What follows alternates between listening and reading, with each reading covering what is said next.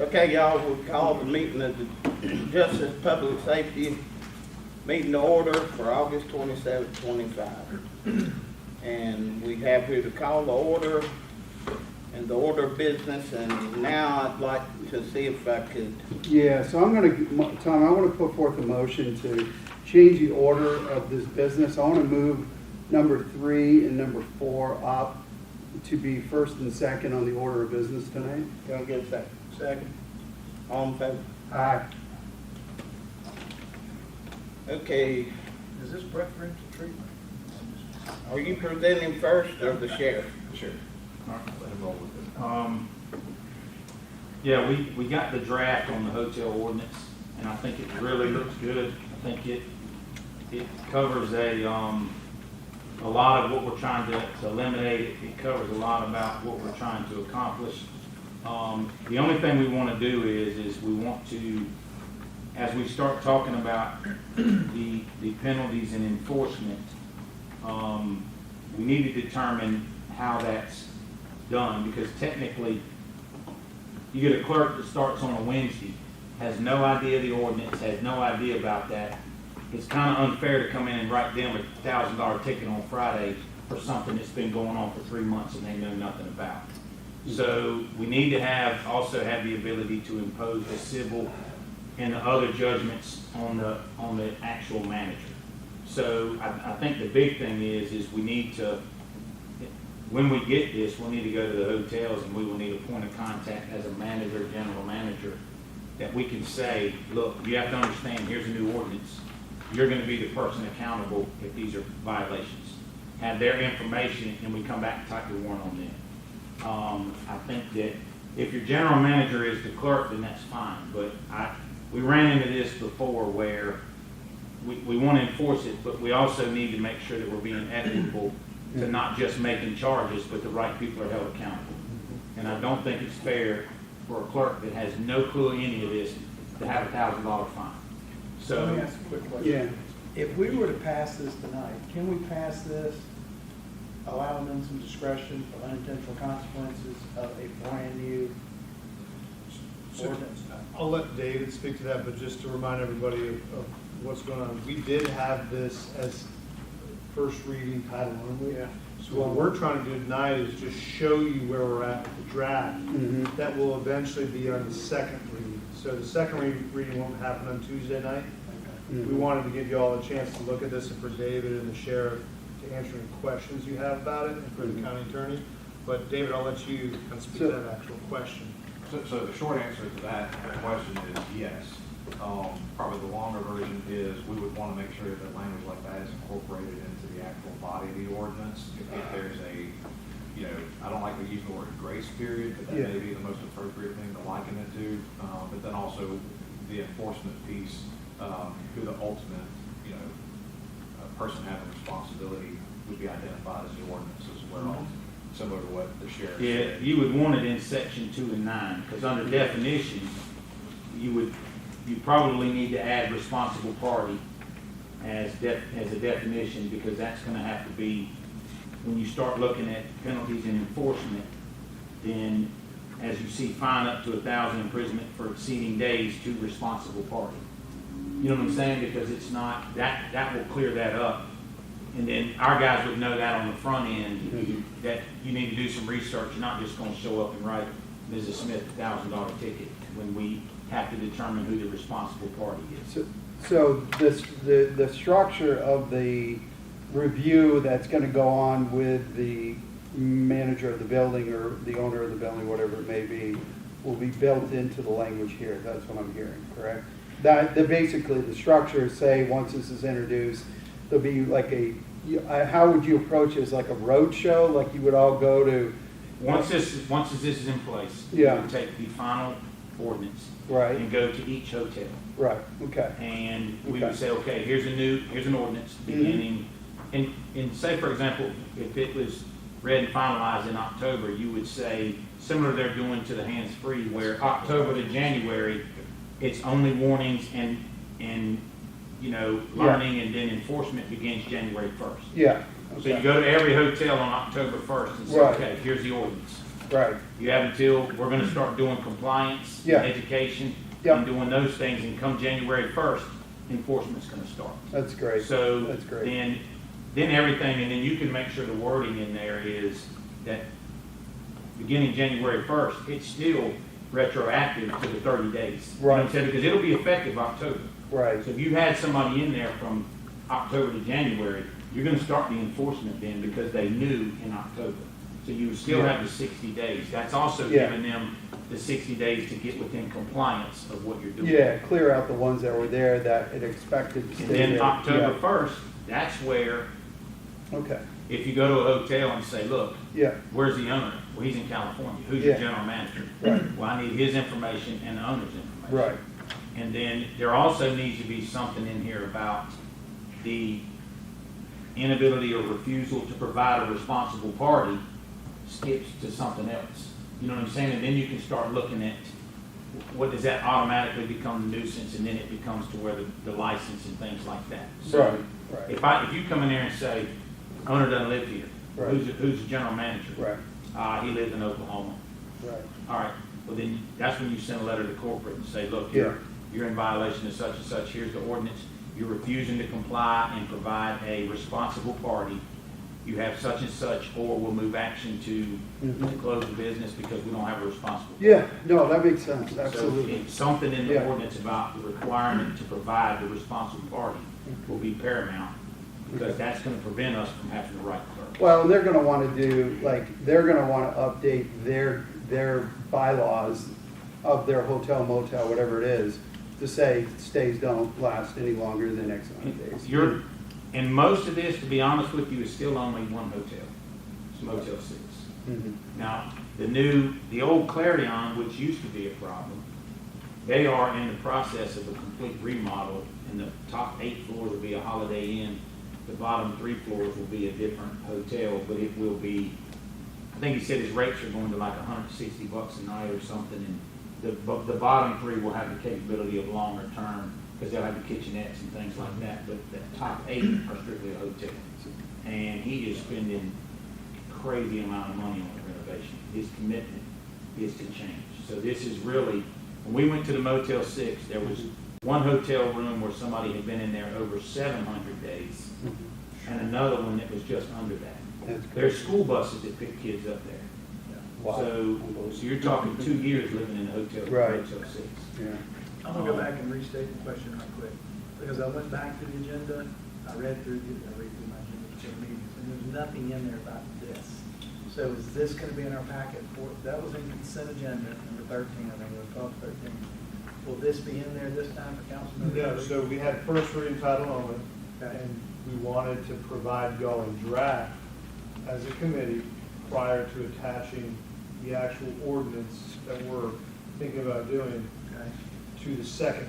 So you don't need any action from us then, since now. I think feedback is appropriate. Feedback is exactly Well, what we received. I so do, liked it, I didn't see anything. yeah, no, Right. this looks good. We don't need a motion to recommend it back to, I mean, I think, for me, the only thing is that you drafted this, you haven't lived it yet. Once you live it, you're gonna need to make adjustments to this. So how does that take place? Does that have to come back to us, or does he have discretion to massage this some? Just I mean, like, Obviously, it would have to come back to you to change the ordinance, but this is the starting point of kind of establishing this. You know, this is different than anything we've ever done related to I hotels. think they're wording this in a way that it doesn't have to come back to us that often. Right, so what I'll do is we'll also go back, Heather, the lieutenants and some of them, and get a chance to look at it.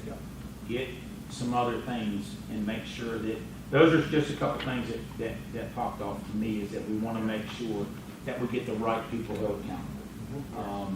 So, and like I said, we want this to have some teeth, but I also don't want to have to go up there and arrest a woman that's got 2 kids that has no clue what an ordinance is, or she just showed up and they told her how to check people in and out. So, you have to have some degree of discernment yeah, to where we're not punishing the wrong people. right. I think you're gonna have to leave the owner accountable, it seems to me. Well, I think that's why you need to have a responsible party, but some of these hotels, you could have an owner that could live in California and his general manager runs it. Right. So, but this is also where the number one goal is to get this and all this sent to the actual Motel 6 headquarters and to get them to pull the name. That's your first start right there, is what we are trying to do. Kevin Brackett, we met with him. He is now gonna get involved and see if he can get them from his side to get a nuisance too, because that's also good. And, you know, another big component is getting fire involved, because, you know, the more violations you have, the more easy it is to get them deemed an absolute nuisance. And that's what your goal is. And, so that's, some of these are really good. That's the only thing that we need to do is make sure that we have, because you have operator, which you still want that, but you still need responsible party when it comes to the actual charging and accountability. But again, this is gonna go out to all hotels and motels. I mean, Yeah, I we know will, you're- we will take it to every hotel. We will hand take it with an explanation once it's done to every hotel, and whatever we deem, whenever this has become official, we will either pick 30, 60 days is the education period, and enforcement begins this date. Yep. So that gives us plenty of time for that education and to get people in compliance on their own. So then there's no where we pass it on Monday and Tuesday we're locking people up. So, so that would be what I would think would be the ideal way to do it. Appreciate your hard work. Yeah, thank you, Great appreciate job. it. Good stuff. Thank you. Love it. So, All right, All right. next, Since I live in one area that is a concern, I've seen the difference just over the last 3 months. yeah, they're hitting it hard. Anytime you're not gonna see a bunch of homeless people living in the county. Yeah. So the minute we find out about it, we go deal with it. So we're trying to get everybody to pass on when they have something, and we're trying to deal with it best we can. There was some major encampments up in the Fort Mill area that we dealt with, and so we got a couple of those done. But, you know, we just had that homicide, well, not a homicide, it was a shooting at the Motel 6. We didn't charge the shooter, it was self-defense. So, but it was a clientele that was going to the Motel 6 that did that. You know, so that's the whole premise behind it. That's, now Kevin Brackett getting involved is a big deal too. It's a very big deal. Well, you all doing a good job, man, so excellent work. Excellent, excellent. Thank you. Thank you. so, This will be All on the 15th agenda. Okay, sounds good. all All right, thank you. So my understanding is we don't have to go anywhere with this to release it out of committee. You'll just report out on it when we talk on Tuesday about it. All right, then, next line of business is the EMS plan, and I think Tony wanted to elaborate on something. Yeah, we had a fairly significant collision a couple months ago going priority code 3 to an overdose. And, so, you know, and the problem is we're not compassionate about anybody, but you're running code 3 to a thing where somebody's probably already been Narcan 4 or 5 times. And it's putting us, the county, citizens at risk. And so we had a really good meeting with EOC, Emergency Management, and representatives from Piedmont, Fort Mill, River Hills, and Flint Hill. No, it was Fort Mill, Piedmont, and River Hills. Atrium wasn't there, were they? Were they there? Oh, is it? Okay. So they were there, and we just basically, you know, there's been a lot of misconception over the years about what scene needs to be secured. And whether it's fire or EMS, that's been a hard thing to figure out and it's kind of morphed into where everything has became county, us secure the scene, or law enforcement secure the scene. A couple of the people, the new guy from Piedmont, and then one of the guys from Emergency Management, come from backgrounds where, in North Carolina, where law enforcement rarely, if ever, responds to a medical scene. So, but we certainly don't want that, and we had a good discussion about, you know, what is a no information, what is a secure scene, and we had a really good first meeting to kind of come to a better understanding about that, because, you know, we're not paramedics, and, Right. you know, and there's been instances where they said, hey, we've got an extended ETA, can y'all send a deputy? Well, the minute we walk in the door, we are now, there's expectations that we're there to treat, we're not just there to secure a scene. So, you know, we don't want to get involved in things, you know, a child or something like that, but, you know, anytime somebody says, hey, we need EMS and hangs up, we're going to that, because we don't want anybody to get ambushed, we don't want anybody to get hurt. But, you know, if somebody just says, hey, my buddy just overdosed, and doesn't say anything else, that's not necessarily a law enforcement scene. Now, we're going, but we just don't have to be the first people there, that's what we have felt about it. So, but it was just the first step to us having a better relationship, and where we're being good stewards of what we can do, but also have a responsibility to what we send our deputies running Code 3 all over the place too. So I thought it was a good meeting. I thought it was. I think everybody was receptive to it. You know, I don't know.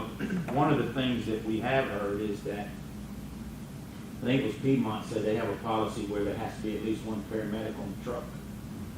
And somebody else had mentioned, I know that's a staffing issue for them, and I get it, but I don't know anything about it, but somebody else said, and that was a buddy of mine in fire services, said, then I don't know why they can't just create some BLS trucks, which are basic life-saving trucks, that can at least go, which is still better than asking a deputy to go.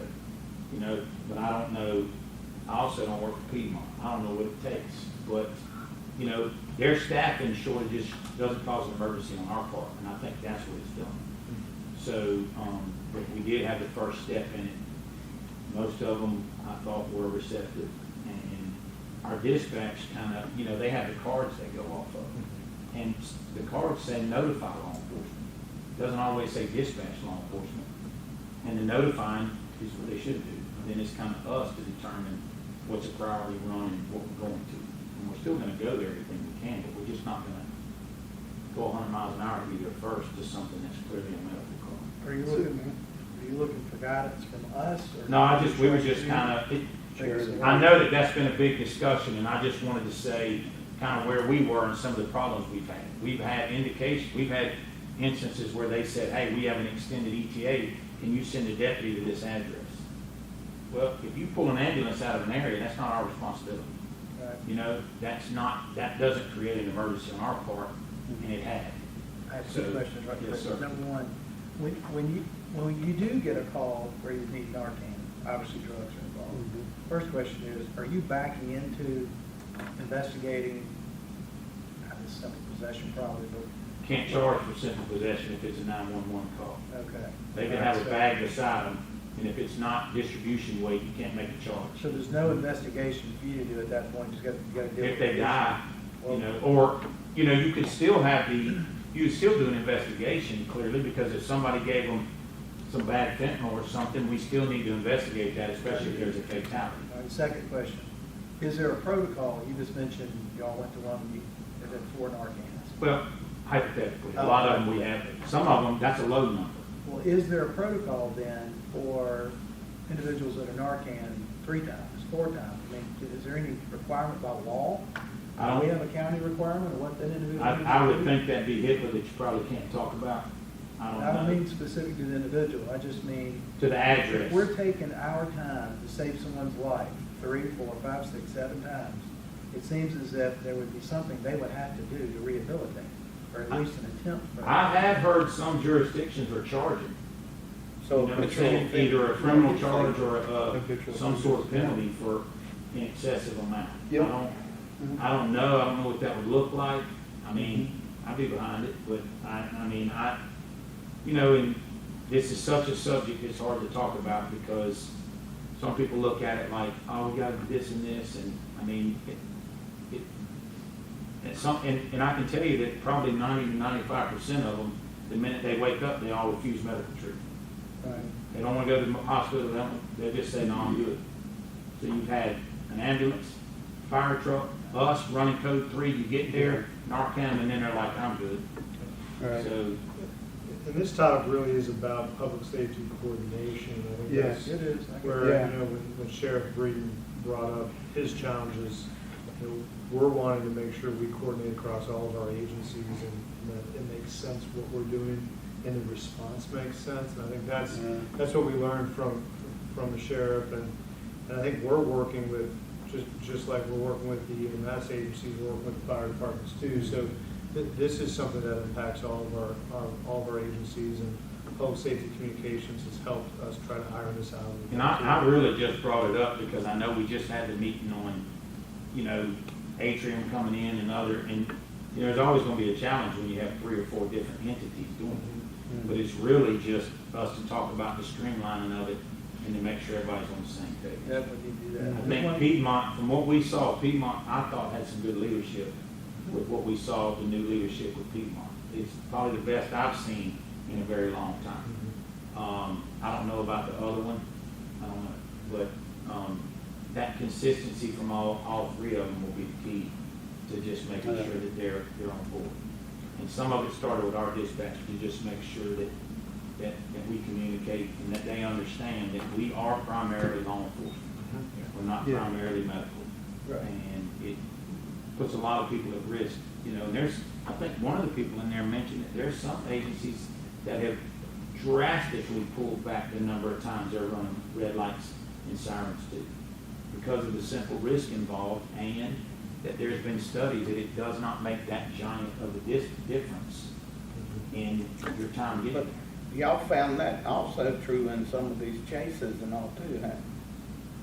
Yeah, I ain't trying to get in trouble about chasing. There's still some people butthurt about that. But we did change our chase policy, and we're proud of that, and I think that most people have understood it needed to be done.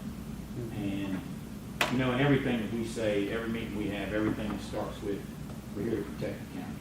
That's our sole focus, is to Yep. protect the county. And it has nothing to do with just getting there, it's how we get there, the manner in which we get there, and everything. So there's a lot that goes into that we have to consider. And, and that was a very, very substantial collision. I felt it should have been prevented. We changed it, but also, we can't worry about what happened Saturday. It's Monday. Let's talk about not happening on Tuesday. Well, I think that, the numbers play out, right, though, with the Narcan thing, and do you guys track the number of times you have to apply Narcan, and do you see it trending up or trending down or up? Okay. Yeah, because now you're talking xylazine, starting to see tramadol in it. Yeah. Fentanyl's gonna be harder to get, borders closing, it's gonna be harder to get. So of course, there's new things that they have to use. Right, So we're still gonna be talking about this in a year. right, But right. when you look at the number of overdoses, it used to be fentanyl, and then now you're starting to see xylazine and some of these other things starting to get close Mhm. to meeting it in the middle. So it'll always be the worst, but now you're hearing about something else that could replace fentanyl. Yeah. So it's, Yeah, you're not gonna stop the people from wanting to do it. yeah. Yeah. Right? So segueing All right. from what the sheriff was saying, we also wanted to talk about this with the committee. We've had a lot of discussion, and I've heard some individual feedback from councilmen related to EMS coverage around the county, problems. It goes back to a lot of what staffing that the sheriff has said. But we consistently see lengthy response times or areas that are uncovered for whatever reason, whether it's staffing or how busy the system is. So we really kind of want to get a sense from the committee of where some direction for the county and for our staff to think about options in the future, and where do we want to head with EMS in the future. We're not developing a plan tonight, but talking about what options are we willing and open to considering. I think obviously we all acknowledge that EMS is a priority and we need to increase staffing, community presence, putting ALS resources into the community. But how do we best do that? Given the framework that we have, where we have contract providers with Piedmont, Atrium, Fort Mill, and River Hills, but they're not directly funded or supported by the county. So what is our role going to be with that in the future? There's ideas, but the question is, what is council more comfortable with? You've got, on one hand, you've got full transport service where you actually have an ambulance, or you've got QRV models. You've got a hybrid fire EMS model where there's firefighters, paramedics, or EMTs out there. So kind of wanted just to pitch that and get some feedback from you on your thoughts so that we can come back to you with a framework and plan of what it looks like and how we get there in the future. So I think that there are a couple of things that I'd like to see. and based on, again, what Tony's feedback is here too in regards to it, is like, what are some of the other models out there across the US, right? How do they, what is their hybrid, how do they mix it up, as you were saying, with certain types of vehicles that are out there? Maybe there's a mixture that makes sense, and maybe we layer on some type of other support. Second thing is the software that supports EMS, right? And the data behind it. Data can tell a lot of stories, right? And how can we use that data in order to map out, you know, better, lay out better territories, maybe, I don't know, maybe not, you know what I'm saying? But better routes, identify, you know, the zones where they can get people there quicker, et cetera. And then I think the last thing is training. You know, how can we work with the local universities, et cetera, in order to increase the volume of people that can actually do this kind of work? And how can we help to incentivize that training through a partnership? So those would be my three things. Yeah, I agree with that, and going back, you know, probably what I want to focus on are the models across the US, but even Right. South Carolina, we see various models. You know, there's benefit to all of them, but the question is, where do we want to land? Right, You know, right. do we want to explore the transport side, or are we content relegating that piece of the house to our contract providers? You know, I guess my opinion would be, we're probably more concerned with putting ALS resources in the community and not necessarily staffing an actual ambulance all the Mhm. time. Mhm. Because it's maybe a more efficient model than actually getting into the transport business, because that layers in so many other things with licensure and billing and whatnot. Mhm. So that's where my mind is, but wanted to get your. Yeah, that'd be my thoughts of what Yeah. I'd like to see. We could- So I have to agree with a lot of what Tom said. So this is the way I look at it. If we get into the transport business, there's no way for us to cover the expense of that. That's going to be a dead expense. So if you rely on the hospitals to provide transport services, it's not a dead expense to them. It's actually, there's an incentive for them to come pick up that patient. Because where's the patient going? To a hospital. When they get to the hospital, what's going to happen? Treatment's going to take place, and they start making money. So they're really earning money off the patient. So they have an opportunity to earn money off of it. So if there's anything we can do to broaden the relationship with transport services of the hospitals, in my opinion, that's what we should do. One of the things from our aspect with us controlling dispatch is to make sure that we remove any partiality in that, to where somebody doesn't have a voice in there which can say, that's this one, that's better for us, or this one's better for us. Because they're just gonna pick the ones that they know, "Oh, we got a better chance of getting paid if we get that part.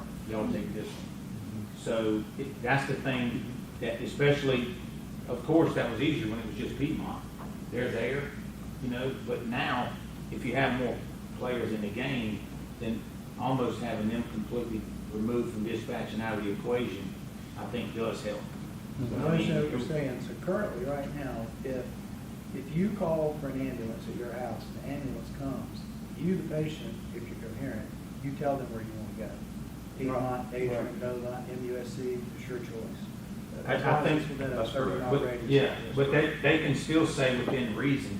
Well, it goes back to the next thing, my understanding, the fallback, you can answer better than I can, but which hospital can treat this situation that's going on right now best?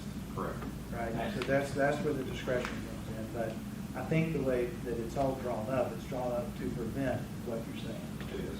Yeah. And the software prevents that, where it does make sure the closest unit is dispatched. And you're having meetings with the hospitals on a scheduled basis to make sure there's no bias in where the patient is actually going, Correct. even if they're incoherent. And there's a follow-up system to ensure compliance with, you know, destination complaints. Does the hospital, say for example, though, somebody says they want to go to Piedmont, right? That's our Pineville Hospital, or whatever it may be. When the hospital, when the ambulance brings that patient there, even though it's an atrium ambulance, whatever it may be, does the ambulance, is there a referral, like, do they get a portion, or like, how would I say it? Because they're bringing them there for service, does the hospital and reimburse them for bringing it to their How does hospital. Atrium reimburse Piedmont?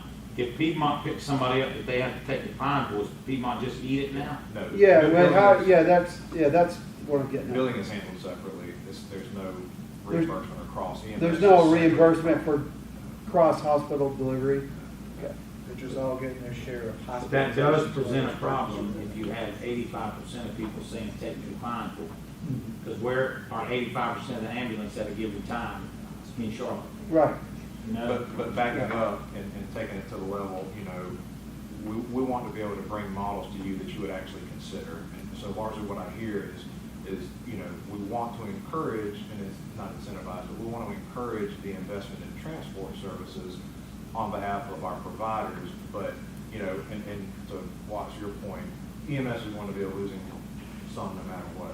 There's no circumstance under which EMS draws a profit or even sustains itself For the county. for the county. So we have to decide, what is the most cost-effective model for us to approach, but continuing to put more resources into the community. Right. Again, my opinion is I think that's accomplished better through QRVs or a hybrid fire EMS structure. But that's what I wanted to kind of get your input on and make sure that's a path that we want to explore. It would be interesting though to see if there's areas where hospitals, because hospitals are part of the solution here. If they're willing to, pay a delivery fee or whatever, it's like I'm delivering cargo, but pay a drop off, whatever it may be. Maybe there's a partnership there that is happening in other communities where if we keep having to bring people over to Piedmont, there's still a value to over to Pineville, there's still value to Piedmont, bringing them over there because they're paying them some type of fee. I'm just throwing it out, if there's any type of model out there like that. I'm not aware of anything Okay. like that. Well, I think it's important the hospitals play a role in this conversation if they can, so. Yeah, and as the sheriff, BLS is a piece that we hear frequently, and we have an eye towards that and evaluating that. I think our opinion internally is operationally, we're not to that point that we feel comfortable, opening up that area. But that could be the option of a force multiplier in the future to put transport services, I should say, more transport resources into the community. But our ultimate goal is to provide advanced life support, but not everybody needs that. So that's more of a tiered approach, but that's way down the line and part of the future. I'll tie this was agenda item number 1 into the response, and that is that as we work towards One York Fire, and I read through all what you sent us and appreciate you sending us the feedback from the fire districts. I think it's going to be important for everybody involved, the fire departments, emergency management, sheriff's department maybe, for everybody to help participate in creating standards, which is what we're talking about. What's the standard deliverable? And this is just one of those that we need to address. Not we as council. Everybody else is already in this space right now, participating and helping create the solution. No action. Yes, sir. All right, I thank think you. we've got enough feedback that we can bring some things back to you. Okay. All right, now, item number 1, 10-year fire service plan, you or Matt? Thank you. Thanks, Sheriff. Thanks. Thank y'all. Thank you. Appreciate y'all letting me go first tonight. Thank y'all. All right, so, before we kick things off on that, just introducing, I think y'all have known him, but Matt Davis is our new fire service director. So I'm actually gonna hand it over to him to kind of bring us up to a point, and then I'll take it from there, kind of leading into our historical approach, what we've done so far, and going into this kind of 10-year framework. So I'll let Matt start. So thank you for the opportunity. It's a great opportunity I've been blessed with, and I look forward to working with y'all. Tonight I want to talk a little bit about our strategic plan and what it looks like moving forward. I think there's a great opportunity here in York County and the vision that has been set forth, but we want to get some feedback from y'all and talk about some things. The first thing when we started talking about, and let me give some David and Josh some credit, a lot of this, the wheels were kind of started when I got here, and so we've already kind of got a good framework. There was a SWOT analysis done, a some basic, whether it's interactions with the chief. There was also an opportunity for me to go and meet with all 16 chiefs, which I did, and that was been very enlightening. We got a lot of feedback from them, some really good information out there, and some really dedicated and passionate staff, our fire services. So one of the things when we started talking about the strategic plan, we wanted to connect it back to the Safe Community Strategic Plan with the county. So everywhere that the fire department and fire services, we connected it back to one of these five improvements. Improving response times, developing and retaining professional staff, increasing emergency services engagement, and aligning public safety entities. And also leveraging our data and our technology. So we connected all our strategic initiatives back to the county strategic plan. So our vision for York County Fire is to be a model fire service organization recognized for innovation, efficiency, and leadership in emergency response. We will proactively reduce risk through education, prevention, and advanced technology while ensuring our personnel are trained, equipped, and empowered to meet the evolving needs of our growing community. So why change now, and what can we build on that's working well? So as you know, we have 16 separate fire departments, 7 separate tax districts throughout the county. And there's some inconsistencies or differences in the service delivery. So one of the things that we kind of envision is that you're riding down this road, if you turn left, you're going to get a different service delivery. If you turn right, you're going to get a different service delivery. Or you go further down the road and you may get even a different service delivery. Some may provide medical response, some may not. Some may respond within a matter of minutes, some may take some time to get there.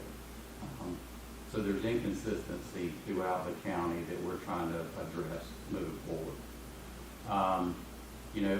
And looking around, a lot of people don't volunteer for fire services, and that creates challenges now.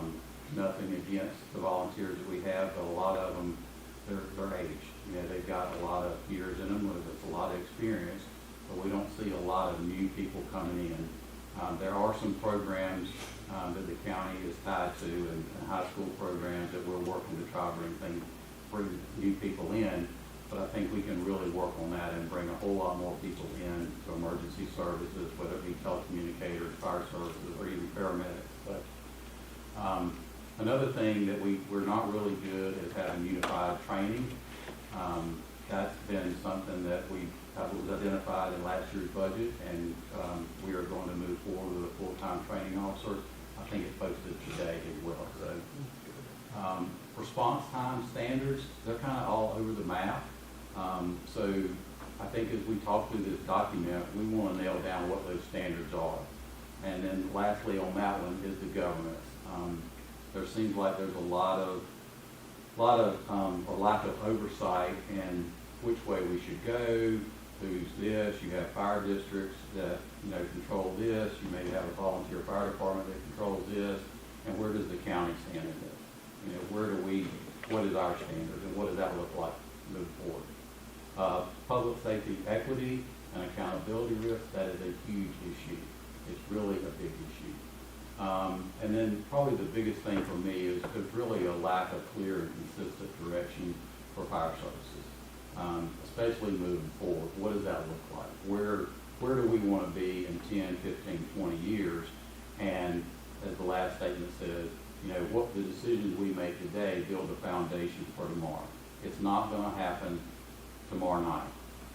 There was a lot of feedback that we received when we went out and met with chiefs, and through some feedback that they provided us about their identity. And I don't want to get ahead of myself, but those things are important. Volunteers are important to us, and we want to make sure that there's a path moving forward. I don't want to take the thunder out of that, but so with that, I'm going to turn it over to David to talk about One York Fire.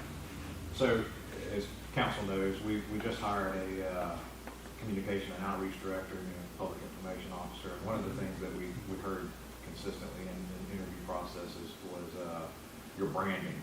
You know, what is your brand tied to, and your themes and things like that. And so, as we worked through this, and you know, one evening I was just thinking through, and I was like, you know, what would we call this effort? What would this effort towards York Fire be? And I thought One York Fire was catchy and interesting, but it also probably encapsulates everything that we're trying to work towards. Is One York Fire, one system, you know, unification across all districts and all departments. So that's kind of where that came up with. But more importantly, what does it mean? You know, what does that mean that we're trying to achieve? One of the things that we hear from our leadership challenge book that our department directors have worked through is beginning with the end in mind. So knowing what that is, you know, guides our steps here today. And that's what has built this 10-year framework. And even this individual, you know, is 3 to 5 year plans, but it guides every single year as we develop that out. So beginning with the end in mind, what do we want to create? What is One York Fire? So Matt touched on a lot of this, but the unification of our departments into a countywide system. Now that doesn't mean a countywide department, nor does it mean consolidation. There may be consolidated efforts in the future, but that's dictated by need. You know, Matt alluded to volunteerism in areas that struggle with volunteers. You know, consolidation doesn't necessarily mean that you're absolving a district. It may mean that districts are combining efforts. So there's you know, benefit to that, but it doesn't necessarily mean that consolidation is a forced word that's coming down the pipe. Unification is the better way to view that. Funding is a big one. As we talked about funding with every single department, you know, every one of them had their needs and their thoughts, but what we uncovered was really a lack of equity. And I think Matt brought up a good point earlier when he mentioned to me, you know, equal and equity are not the same thing. Equal doesn't mean that everybody gets the same thing. Equity means that everybody gets their fair share. Everybody gets what is responsive and what is needed in their community. So we're not trying to create something that's equal across the county. We're trying to create equity in the service and the delivery.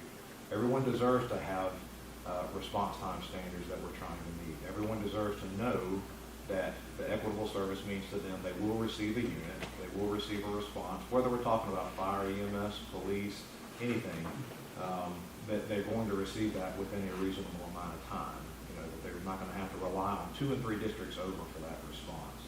But the way that we accomplish that is having funding equity across the county, where everyone is actually provided for what they need. Something that you'll see interwoven into our plan is what we call an effective response framework, ERF. And that actually is tied to the population, the growth, and the risk of that community. Not every community needs, you know, I'll just use the example of 3 engine companies and a ladder company. That doesn't make sense for everybody. But it does mean that we need to have some type of staffing that is responsive to the needs and risks of that community. Some there's no need for a ladder truck. Others there's a great need for it. There's a need for 2 of them possibly. But looking around the area. So that's what equity actually establishes with that. And the singular funding stream means that equity means that everyone is paying for the same service. It doesn't necessarily mean that everybody's paying, a standard millage rate is a benefit, but it doesn't mean that a standard millage rate means that everyone's paying like a fee. Everybody's paying $100, regardless of where you live or how valuable your property is, or lack thereof, you know, if you rent. But it does mean that we have something established countywide that everyone is paying for a service that they're receiving. And also, you know, that they're paying for a service that they may not be receiving. That's probably more important. Efficient, effective, data-driven. Matt talked about the data. We're really looking, when we talk about strategic growth, is where are our greatest needs. You know, some areas of the county are very well covered. There's not a big strategic need there right now. Others are left completely uncovered depending on the hour and time of day. That's where we want to use our data to drive our efforts, and actually when we make decisions of where we're going to position staff, what trucks are needed in certain areas, what special resources are needed in areas, using that data to drive that. And then workforce, that was a big one. Matt talked about that. So workforce, how do we actually accomplish that marrying of volunteerism with staffing across the county?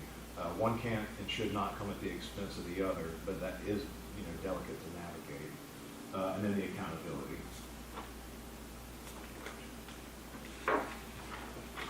So moving on, again, what does One York Fire look like? Kind of talk through all of this, so I won't read through everything. But we really envision a countywide fire protection district. This would be the countywide system. Again, not necessarily a countywide department, but everyone is a piece of a unified fire system. Now, an important piece of that is that everyone maintains their identity. A lot of the feedback that we received as we moved across the county was a concern of, well, what does it mean for my name? You know, the community is very tied to my fire department. What does that mean for me? Well, that means that your identity remains the same. You don't become York County Station 1, York County Station 2. No, that is not the intention. Protecting the identity and the integrity of every department so that the community knows that they're still there. They are 100% still dedicated, and we're supporting their efforts. We're not undoing or trying to tear down or discredit anything that's been done in the past. We want to build upon that. So that's a big piece that we want to make sure everyone understands. Yeah, and that part of it right there, when it comes to educating kids in schools on this, and knowing that, say, for example, somebody goes to school in a certain area, they have their local fire department, which, again, they want to work and support that local fire department. Yep. So that is really critical to me for recruitment, you know, and to also give it that local hometown feeling that you have your department for your area. And I was raised and born in this area, and I will work for that department. I think that's a very important. We got to keep. And that another concept. piece of that is with volunteerism, you know, creating that pride and instilling that sense of community. Big time. If you ask any firefighter where they started, I would venture to say 95% plus, this side of the table included, and most out in the crowd, would say we started as volunteers. That's where a lot of us started. 100%. And, you know, I'd probably say 95%, maybe even on the low side. Yeah. But that's why volunteerism is so critical. A piece of that, though, is that we also want to create career pathways. Mm-hmm. That if anyone does have an interest in moving into a career in that field, that we give them a pathway. Volunteerism is our greatest asset when it comes to actually staffing firefighters. You know, there will come a time where firefighters are hard to find. You know, EMS has hit that already, but there's no volunteerism really in EMS. So we want to make sure that we continue to build that volunteer base, because that is absolutely where people enter in. Again, 95% plus of the time is where everyone starts. So thank you, that's a very good point. We can talk about ISO ratings, recruitment, but I want to focus on the standard level of service. You know, we want to have response time standards, and keep in mind, standards and goals are not that we're hitting those 100% of the time. They're benchmarks that we set, whether they're 80 or 90%, that we want to try and achieve that. When we miss the mark, we want to know why. We want to actually use data to say, well, what is needed in this area to actually reach these goals and these benchmarks. You have to compare the urban versus rural, you know, what is actually reasonable and expected, but there's national standards that we can use for that. And when I say no district boundaries, this is an interesting one, and this can be taken a lot of ways, but the point of district boundaries, you know, Matt said, as you move through the county and you cross an imaginary line, your level of service may change drastically. But when we actually create equity in service and the same level of service across the county, that eliminates that, but also similar to EMS and your question about who gets dispatched to calls, we can use closest unit dispatch as well for fire. We don't have to rely on just arbitrary lines to dictate, well, this isn't in my area, even though I'm closer and I'll be there a lot faster. We can do a better job with that as well, dispatching closest units and closest appropriate units, because they're specialty resources across the county. So the district boundaries is not to try and, again, absolve boundary lines, but it's trying to be more efficient with dispatching appropriate units that are closest and can be there the fastest. Training division, community risk reduction, we've talked through that. Hopefully, when we hire a full-time training officer, that'll be a major step forward with creating that training standard and those career pathways, increasing volunteerism. One of the things that we heard in the feedback, this is the last slide, I won't spend a lot of time on it, but having more basic classes. And that's really where that starts, given the career pathways for a volunteer to come in. I want to say, you know, it's upwards of 260 hours for their just initial trainings before they can actually be an interior firefighter. You know, we want to give them a path. We don't want them to become discouraged because of reliance on outside help or classes get canceled. developing a program internally that they can follow and they can know that timeline and not have to rely on an outside entity to provide that. So that's the basis of our 10-year framework. And we can talk about that at the end, but I do just want to briefly cover our fire services strategic plan. This is our 3-year plan, so, you know, Matt talked about it, but since I got here, you know, I did the same thing with Matt, did a county tour, meeting with every individual fire department. My meetings actually took on the flavor of conducting a SWOT analysis. So all 16 departments conducting a SWOT analysis with them, taking all that feedback and consolidating it, and then we had our strategic planning retreat with all the chiefs, with chiefs and deputy chiefs, or at least a representative. We conducted that, and an outcome of that were several goals, some strategies. We actually worked on fleshing out the initiatives and what that would look like, so some of our go and do. But we really wanted for them to define the what. You know, what are our goals? What do we want to accomplish? And then we'll kind of figure out the how-to. So the 6 main goals that we discussed out of that were our standard level of service, staffing and workforce sustainability, training and development, communication and collaboration, governance and integration, and community risk reduction. I don't want to dive into that too much, but I do just want to broadly cover some of the initiatives that are contained in that. We provided a plan, we solicited feedback, and that's on the next slides after this. But some of the things that you'll see in this, the hallmarks of this are, you know, conducting a governance study, updating our policies, the advisory committee structure. What does that look like? We want to have a good governing structure so that we can set policy for the entire county. It'd be similar to the relationship of county council and county manager. Policy setting group, and then the actual person who's taking policy, putting it into daily action. That's what we would envision for that group. Response time benchmarks. When we say pilot deployment deployment models, we're really talking about those departments that have maybe reached a point at which they're ready to go beyond their current capabilities. Piloting with them of more county involvement, possibly integrating with the county and staffing, and how does that look? But we want to pilot that with some of those that are kind of on that cusp and are ready for that. And that will be still the fire advisory committee, right? What do you mean? You talking about the governing? Yeah. Yeah, so the fire advisory committee is it now. The question is, you know, restructuring the ordinance of empowering them. What should they be doing? Terms, who's appointed to that? That'll all be pieces that we need to flesh out. But yes, that group is the fire advisory committee today.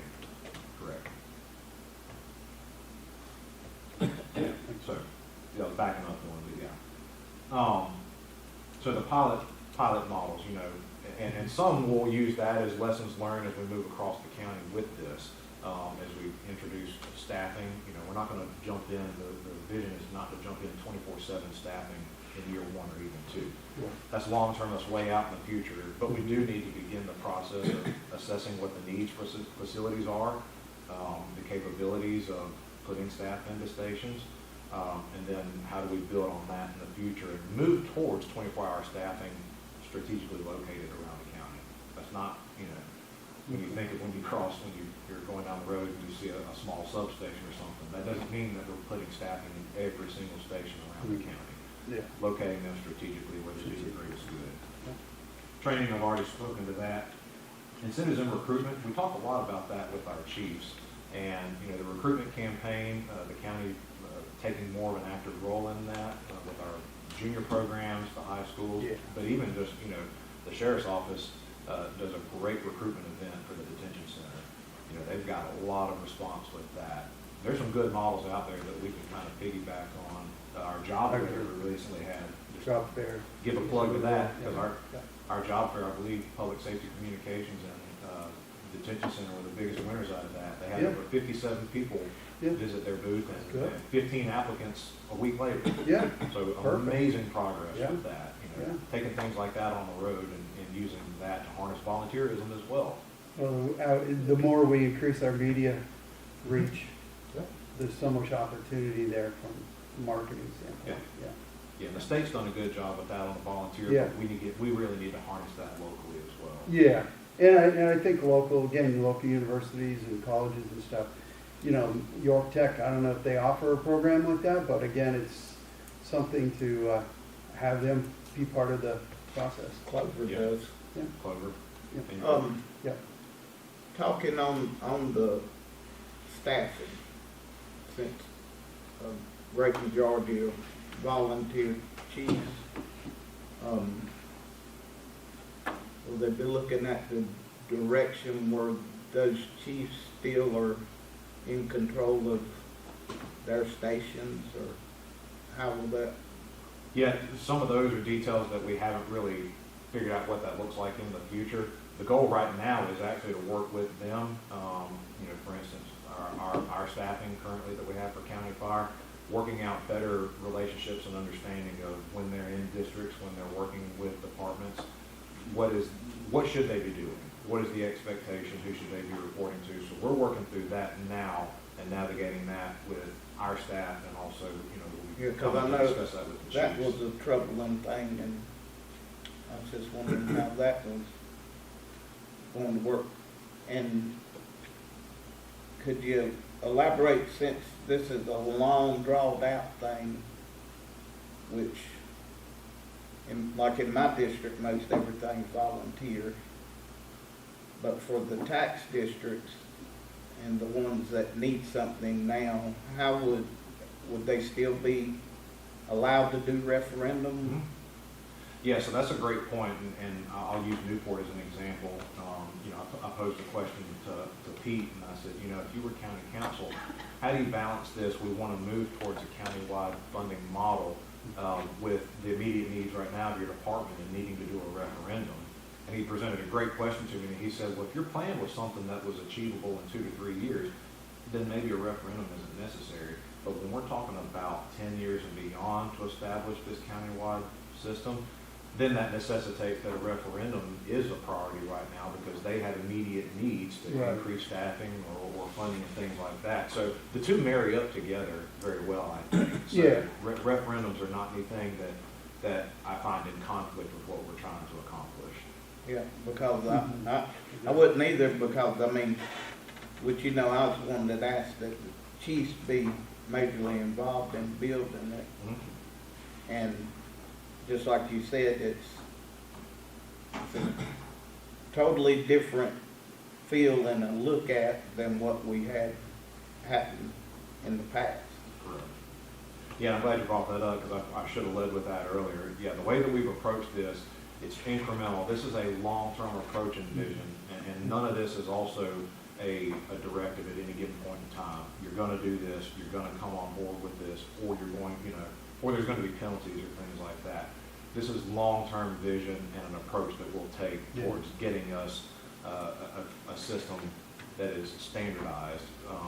But with that, we also are approaching it, you know, the strategic plan, the one that we're talking about now, you know, how this was approached, I believe is completely different than anything we've done in the past, of soliciting that feedback, meeting individuals, letting them speak into it, but also, probably more importantly, soliciting feedback. Here's our product that we've developed, you know, give us some feedback, and we want to hear from you. Yeah, and when you take into consideration, which I know there ain't no way, but a lot of them have told me they're very concerned, you know, because the bigger municipalities continue to annex, and I guess there's no real way of knowing in 5 years from now how much more they're gonna annex it. And I know that's mainly gonna affect toward the tax districts, for now anyway. So how, there's no real safeguard for them, I guess what I'm saying, other than if they were allowed to do the referendums or whatever to help offset losing more. Yeah. In somewhat, in a sense, but you know, you can look around the county and there's some districts that are absolute shells of their former selves because of annexation. You know, some of them were developed as water and sewer districts. So if you look at a map of the actual fire district, it just doesn't make sense as how it's laid out. So this is part of that, going back to the boundaries you know, we don't have to follow arbitrary boundaries and lines that aren't responsive to actually where things are located, what should be the first unit on in route and dispatch. You know, we can do better with that. And annexation is something that has caused that. I would unfortunately, we're largely powerless in our, you know, we have a stance on annexation, but we're largely powerless to stop it or even curb it. You know, there's some things that we can do occasionally, but by and large, we just have to respond to it and just adapt and overcome. We have to evolve with that. So that being said, you know, that's a large, probably a state level conversation on annexation. Oh, I've been talking to Yeah. Well, But to that point though, if we have, you know, standardization across the county, particularly with, you know, singular funding model, annexation, the impacts of it are much less felt by a local jurisdiction in a small area. When we're talking about that funding is countywide and everyone's paying the same thing, obviously there's ways to keep funding located in certain areas. You know, to Tom's point, it wouldn't be appropriate for somewhere in the northeastern side of the county for a significant portion of their funding to be funding in something in the southwestern corner. So you have to be careful with that. But when you have a countywide funding model, the annexation impacts are shouldered by everybody and not just one small jurisdiction. well, you know, in this model, you know, and again, because of the length of this model, you know, the conversation of creating bonds or going up a referendum, et cetera, I think has to be baked into this conversation because of the length of the period of it. But just like, for example, the school district, right? So they bond out for large major school projects, right? So, you know, you get to a point where what would really have to be bonded out? Maybe a large building, a new facility, or a new fire station, or whatever it may be. Maybe that's where the line is drawn on this thing. But I think that conversation needs to be all baked into the timeline to understand that some of those major projects, again, eventually some areas are going to need some major capital costs, incur some major capital costs. So we need to have a game plan around that again, and we got to watch out for other communities that are not having to absorb that major cost, at the same time giving these districts leverage to deliver if they need to have a major capital cost done, such as a new building. Yeah, so, Yeah. one of the things when I was visiting around, we really need to do a critical Right. facility Right. study and evaluate what's out there and, you know, what it's going to take, you know, if it needs to be moved, if it needs to be rebuilt, you know, what does that look like? You know, we really need to do that, and that will kind of lay us the foundation. And it's my understanding that once we get that foundation and kind of look forward, Mhm. that can be put in a capital improvement program. Right. With the county, and including the districts too, and what that looks like. But we really need to do a facility assessment on what's out there, because these are critical facilities. Yeah. You know, if something comes and tears it down, what would we do then? Well- You know, are we going to step in and support the department, or are we going to take it on our own, or any of the above? Right, and exactly, and I think that I don't want to see other communities having to brunt some of these local costs. So, for example, if we have something in our area or something in outside here, you know, when you're talking about a large amount, that's a major capital bonding. So we kind of need to make sure we don't put the cart in front of the horse when it comes to those things. The other thing I was going to mention in this, as I'm looking through it, is what is our partnership with the municipalities through this 10-year plan, right? I think that is a really key part of the strategic plan of this, is our partnership with the municipalities. Yeah, so we visited all of them except Rockfield, and asked for their input. Mhm. Mainly it was operational. Mhm. I think one department had some concerns about station location and moving forward and what that looked like, and that was generally centered around annexation. Mhm. But we did get feedback from all of them except we didn't visit Rockfield. Gotcha. Yeah, and when we talk about our relationship with municipalities, that's another piece of going into this standard level of service. As it stands today, every municipality is providing a different level of service. Well, yeah, and Even that's though what they're part of the county system. So Yeah. as we navigate through this, to your point, I think it's very important that we talk about, you know, we have a standard level of service that we're expecting across the county, and with our municipal partners, we expect the same thing. You know, what you do inside city limits, that's dictated by cities and city councils. Right. But when we're talking about our MOUs and contracts providing service to the unincorporated, it needs to mirror what we envision for the rest of the county as Mhm. well. Yeah, I think that strategic component is critical, yeah. Well, which, this may be hypothetical, but what exactly does happen to a fire county volunteer or tax if they're totally emerged by the municipality?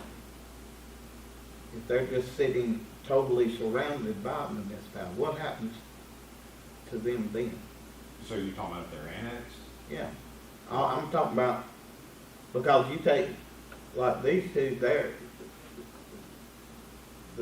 their cities are growing and taking in, I mean, they're beginning to get donut holes, you know. We have Mhm. properties in Rock Hill that we're responding to that are already surrounded.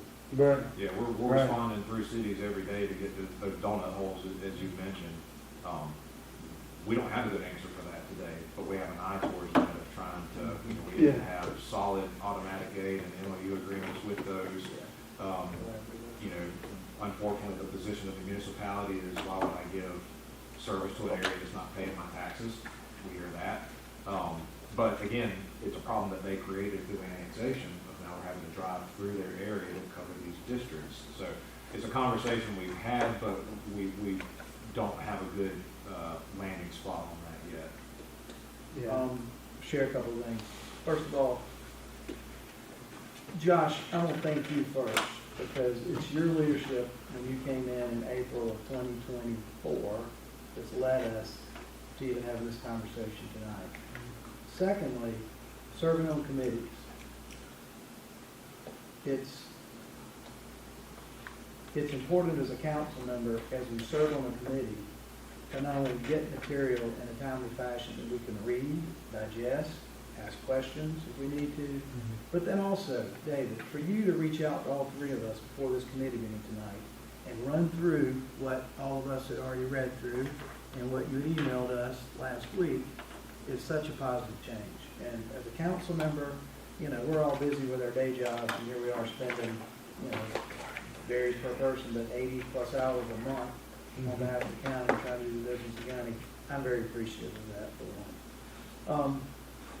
As I read through everything you sent over, I went through and I blue-lined it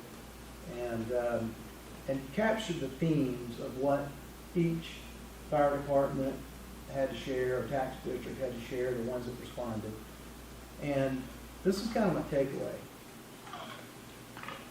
It's kind of been said tonight by Tommy and Tom, and that is that moving forward,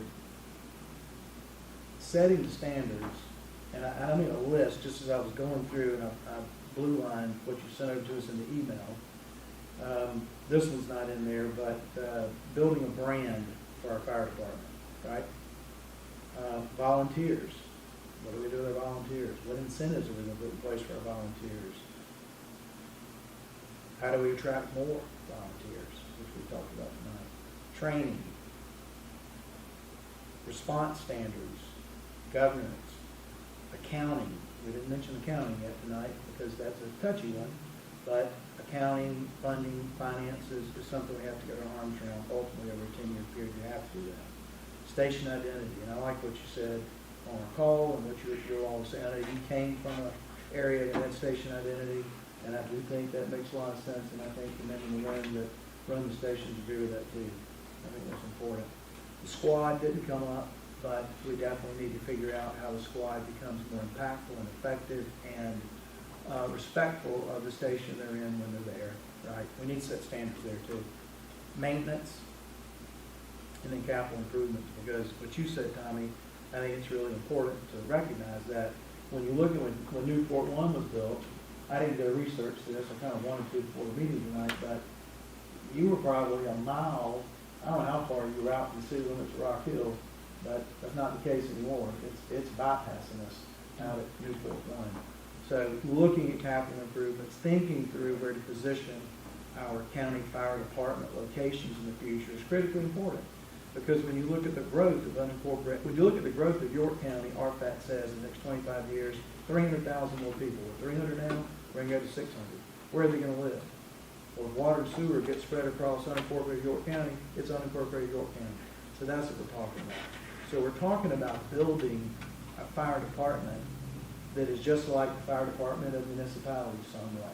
Maybe though, maybe we can look at models and we can actually build something kind of what you all were saying earlier, that's even a better model than what exists out there now. That is possible if we're really intentional, and everybody that has a stake in this conversation participates in the conversation. So, I mean, if you're ready, I got a motion to make.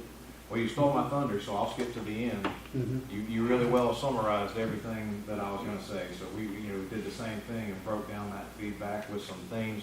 I won't read through it. I provided you with it, so you can go back and read through that.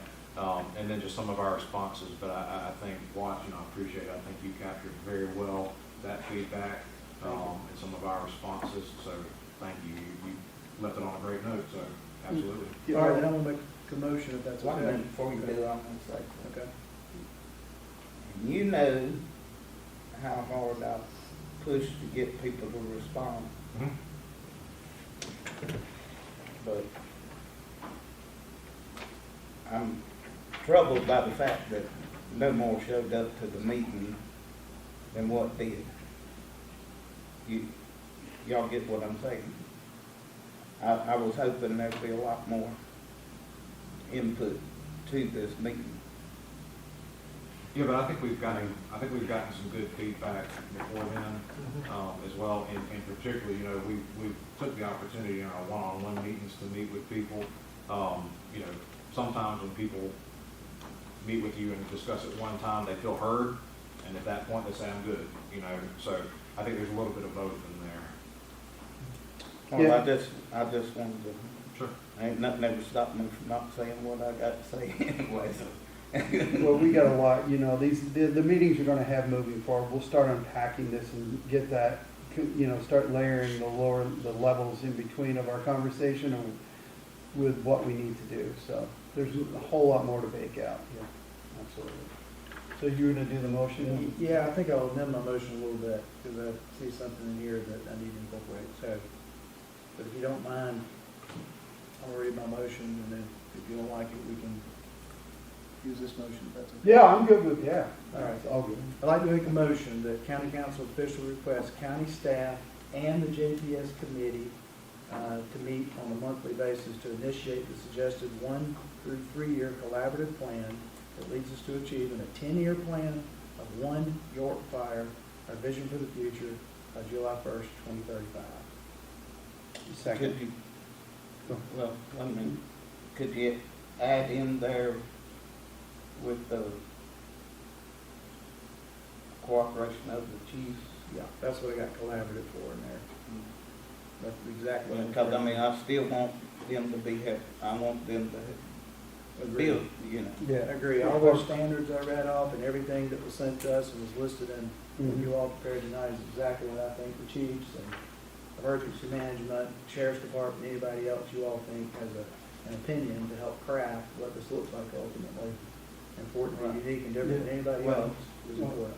I'm just smart enough that, if somebody wants to know how to fix a motor or milk a cow, they're gonna come And talk so- to me, so I'm gonna. And so when David and I had our conversation, Well, you wanna, we were in agreement that collaborating, having committees with chiefs, chairs of the fire districts, and even second in command, Right. having them involved and coming up with ultimately what we're gonna do is critically important for this process. 100% agree. Yeah, and I think it's stated in the motion, so I second.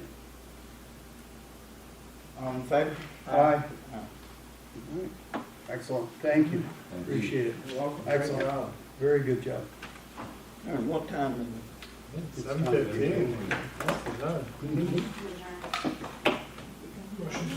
Motion to adjourn. I'm getting there. Do I have a motion? Motion to adjourn. Second. Second. All in favor? Aye. Aye. Aye. Aye. Good move, huh? All right, good meeting, guys.